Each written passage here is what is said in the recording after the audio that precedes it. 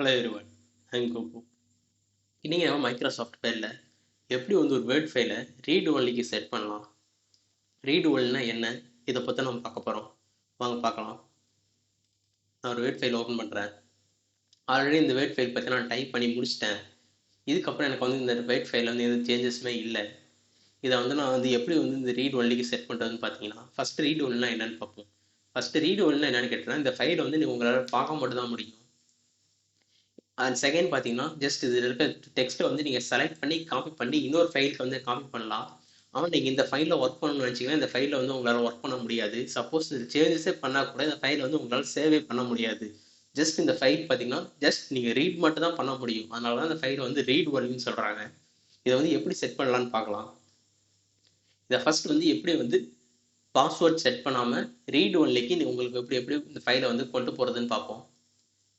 Just இந்த file வந்து நீங்கள் ஃபஸ்ட் நீங்கள் ஒர்க் பண்ணி முடிச்சிட்டிங்கன்னா, நீங்கள் ஒர்க் பண்ணி முடிச்சதுக்கப்புறம் என்ன பண்ணுங்கள், ஃபைல் மெனு போங்க. ஃபைல் மெனுவில் இன்ஃபோவில் பார்த்தீங்கன்னா ப்ரொடக்ட் டாக்குமெண்ட் இருக்குல்ல, அதை கிளிக் பண்ணுங்கள். கிளிக் பண்ணிங்கன்னா அது கீழே வந்து பார்த்தீங்கன்னா ஃபஸ்ட்டு மெனு பார்த்தீங்கன்னா மார்க்கஸ் ஃபைனல்னு இருக்கும். அந்த மார்க்கஸ் ஃபைனில் ஒருத்தரை கிளிக் பண்ணுங்கள்.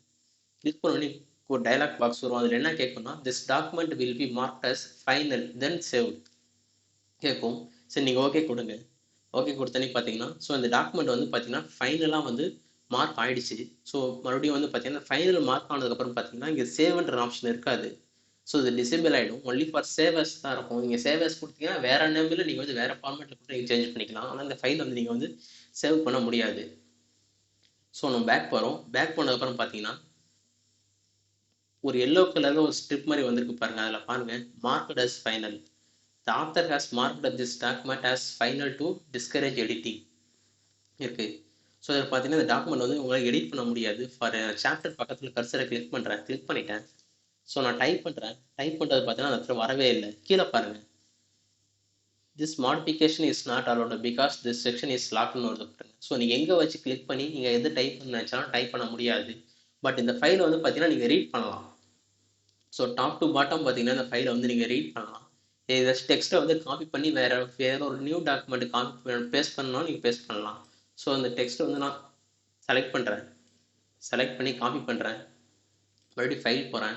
அதில் நியூ போகிறேன். நியூ பிளாங்க் டாக்குமெண்ட் ஓப்பன் பண்ணுறேன். ஸோ அதில் வந்து பேஸ்ட் பண்ணுறேன். பாருங்கள், பேஸ்ட் ஆகுது. அந்த சேம் டைம் நீங்கள் வந்து இதில் ஒர்க் பண்ண முடியும், இதில் சேவ் பண்ண முடியும்னு கேட்டால் சேவ் பண்ண முடியாது.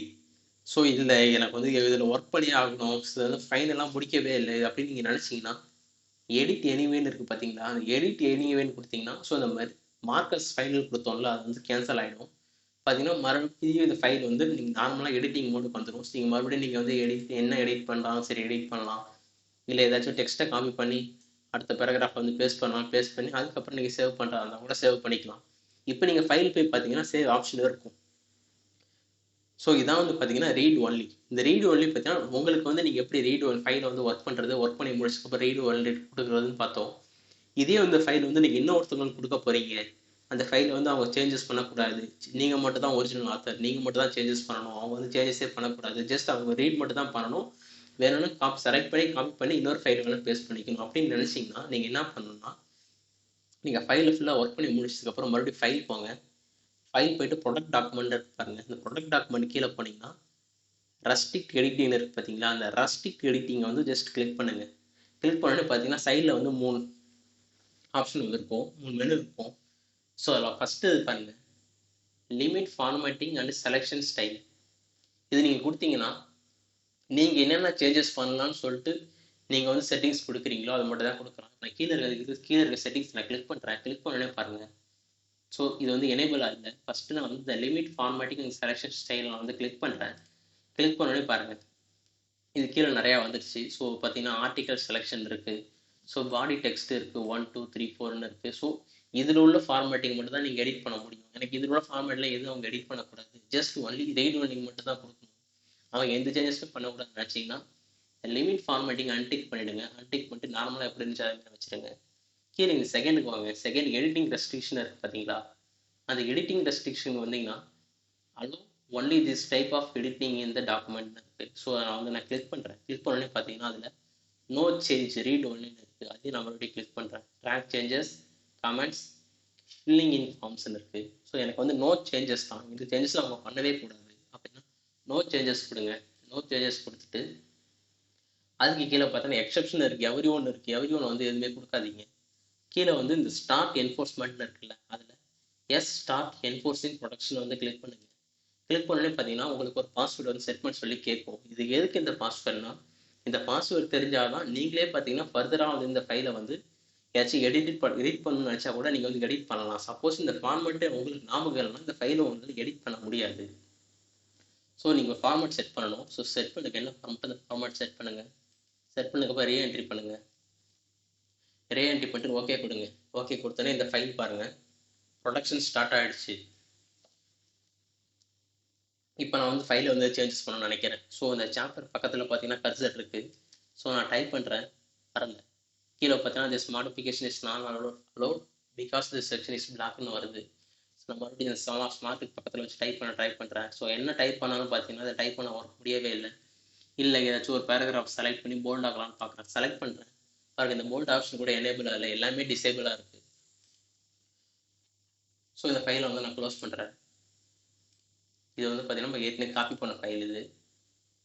ஸோ மறுபடியும் வந்து அந்த ஃபைல் இருக்குது, ஒரிஜினல் ஃபைல் இது தான். ஸோ மறுபடியும் ஓப்பன் பண்ணுறேன். இது பாருங்கள் ரீட் மோடில் தான் இருக்குது. நான் வந்து பிரிண்ட் மோட் போகிறேன், பிரிண்ட் லேஅவுட் மோடில் போயிட்டேன். போனதுக்கப்புறம் மறுபடியும் வந்து கர்சரை வச்சு டைப் பண்ண பார்க்குறேன். ஸோ டைப் பண்ணவே முடியல. ஸோ இந்த ஃபைலை நீங்கள் யாருக்கு அனுப்பிச்சாலும் இந்த ஃபைலை வந்து அவங்களால டைப் பண்ணவே முடியாது. அட் சேம் டைம் வேணும்னா அவங்க வந்து காப்பி பண்ணி நெக்ஸ்ட் பேஜில் வேணும்னா வேறு ஏதாச்சும் ஃபைலில் வந்து ஒர்க் பண்ணுறதுக்காக பேஸ்ட் பண்ணிக்கலாம். அப்படி வேணால் பண்ணலாமே தவிர இந்த ஃபைலில் வந்து அவங்களால ஒர்க் பண்ண முடியுமான்னு கேட்டிங்கன்னா ஒர்க் பண்ண முடியாது. இல்லை, இந்த ஃபைலை வந்து உங்களுக்கு வந்து வந்துருச்சு, இதை மறுபடியும் நீங்கள் வந்து இதில் சேஞ்சஸ் பண்ணணும்னு நினைக்கிறீங்க, இதில் ஒர்க் பண்ணணும்னு நினைக்கிறீங்க. எப்படி இது ஒர்க் பண்ணலாம்னா இங்கே ஸ்டாப் ப்ரொடக்ஷன் இருக்கும் பாருங்கள். இந்த ரெஸ்ட்ரிக்ட் எடிட்டிங்னு பார்த்தீங்கன்னா நம்ம வாட்டமில் ஸ்டாப் ப்ரொடக்ஷன் இருக்கும். அந்த ஸ்டாப் ப்ரொடக்ஷன் ஒரு தடவை கிளிக் பண்ணுங்கள். கிளிக் பண்ணி பார்த்தீங்கன்னா பாஸ்வேர்ட் கேட்கும். நீங்கள் என்ன பாஸ்வேர்ட் டைப் பண்ணீங்களோ அந்த பாஸ்வேர்ட் கொடுங்க. கொடுத்துட்டு ஓகே கொடுங்க. ஓகே கொடுத்தேன்னு பாருங்கள், இந்த மேலே இந்த டூல் பாக்ஸ் ஃபார்மேட்டிங் டூல் மெனுவில் பார்த்தீங்கன்னா எல்லாமே வந்து ஹைலைட் ஆகிடுச்சு, எனேபிள் ஆகிடுச்சு. ஸோ இப்போ நீங்கள் ஒழுங்காக டைப் பண்ண முடியுமான்னு கேட்டால் டைப் பண்ண முடியும். ஸோ அந்த சாப்டர் 1 பக்கத்தில் என்ட்ரு அடிக்கிறேன் பாருங்கள், நெக்ஸ்ட் லைன் வருது. ஸோ 1.1 கொடுத்து மறுபடியும் சாப்டர் கொடுக்குறேன் பாருங்கள், என்ன கொடுக்குறோன்னா எல்லாமே என்ட்ரி ஆகுது. ஸோ நான் சேவ் பண்ண முடியுமான்னு கேட்டால் கண்ட்ரோலர்ஸ் கொடுக்குறேன். ஸோ இந்த ஃபைலில் சேவும் ஆகுது, சேவும் பண்ண முடியும். பாருங்கள், இதெல்லாம் ஒர்க் பண்ணி முடிங்க. ஒர்க் பண்ணி முடிச்சுட்டு இந்த எஸ் ஸ்டார்ட் என்ஃபோர்ஸிங் கொடுத்தீங்கன்னா மறுபடியும் பார்த்தீங்கன்னா வந்து ரெஸ்ட்ரிக்ஷன் ஆகிடும். இல்லை எனக்கு ஃபைலே ரெஸ்ட்ரிக்ஷன் பண்ண வேணாம் அப்படின்னு நினச்சிங்கன்னா ஜஸ்ட் இது ஸ்டார்ட் என்ஃபோர்ஸிங் க்ளோஸ் பண்ணிவிடுங்க. ஜஸ்ட் சேவ் பண்ணிட்டு ஃபைலை க்ளோஸ் பண்ணிவிடுங்க, இவ்வளோதான். ஸோ திரும்பி மறுபடியும் அந்த பழைய ஃபைலை வந்து நீங்கள் ஓப்பன் பண்ணால் உங்களுக்கு வந்து இந்த ரெஸ்ட்ரிக்ஷன் இருக்காது, ரீட் ஒன்லி இருக்காது. ஸோ நார்மலாக நீங்கள் வந்து எப்படி ஒர்க் பண்ணணும்னு நினைக்கிறீங்களோ அப்படி வந்து நீங்கள் ஒர்க் பண்ணிக்கலாம். இதை பாருங்கள், ஒர்க் பண்ணி முடிச்சுட்டு ஃபைலை க்ளோஸ் பண்ணிங்க. இதான் ஃப்ரெண்ட்ஸ் ரீட் ஒன்லின்னா என்ன. நெக்ஸ்ட் வீடியோவில் நம்ம வந்து வேறு டாபிக் பற்றி பார்க்கலாம்.